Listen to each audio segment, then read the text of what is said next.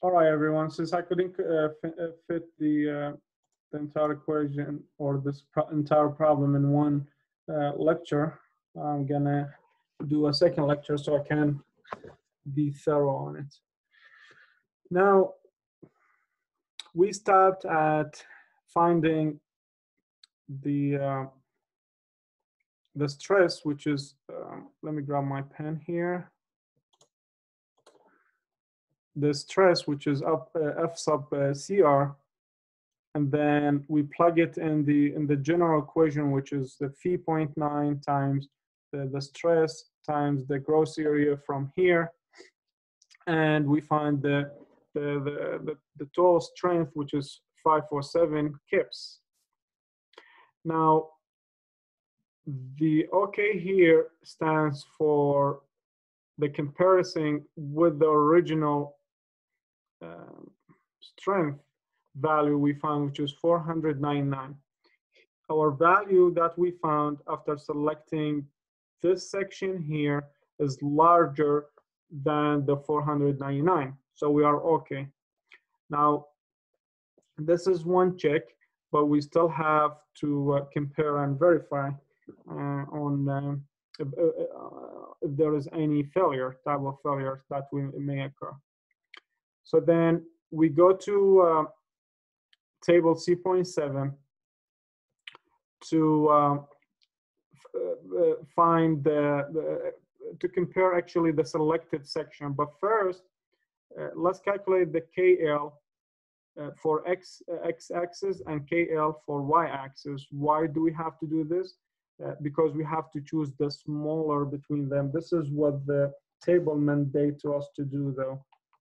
If you let me find the page from the book to be able to guide you through it.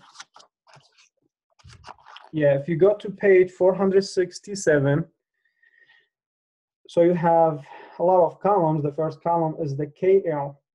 So we need to find a value for KL.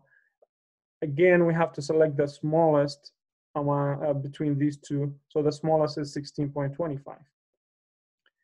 Then across the table, from the top, you have the W14 times and W12 times and W10 times, and below them, right below them, since we selected our section, which is W14 by 61, we should go to W14, and right below it is 61. So under the column of the 61, you should select the value that's equivalent to the KL. Since our lowest value is 16.25, this is what we're going to work with. The problem with that, the table doesn't have 16.25. It has 16 and 17 in the first column, right? So this falls something in middle, which means we have to interpolate to find the correct equivalent value to the 16.25 from the selected column. So then that here I did the interpolation to you. You should follow this format. We've done this before, but I figured it won't hurt if we talk about it again. So we have the 14. The equivalent value is 485. If you go to again to the same table under the 61 column, the value that's equivalent to the 17 is 485. And the value that's equivalent to the 16 is 514.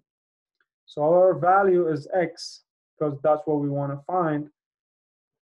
And then we just follow the same procedure, 17 minus 16 over 485 minus 514, and so on and so forth.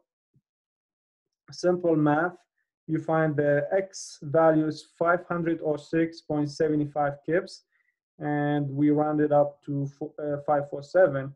So that tells me we have the same value of what we calculated here, which means we are in good shape and we are on the right path.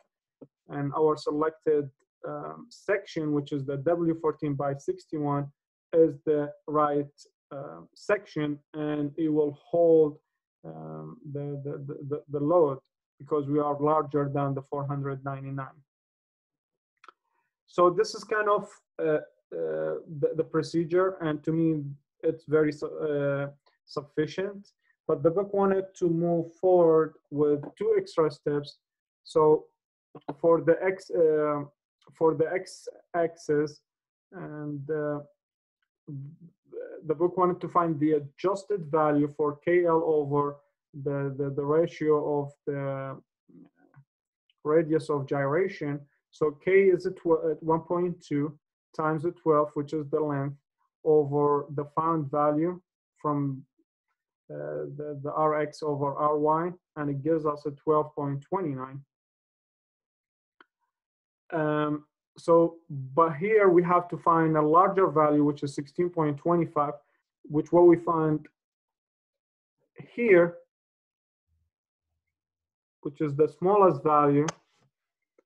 And because we chose to stay with the 16.25 K times L, it should give us the same value. So it's just one extra step of verification of the adjusted value of here.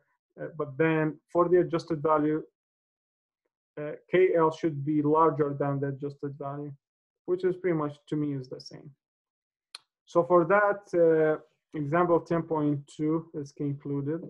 And if you guys have any questions, just let me know. But I would recommend just go back and watch the video again and again until you understand it, because everything will make sense to you.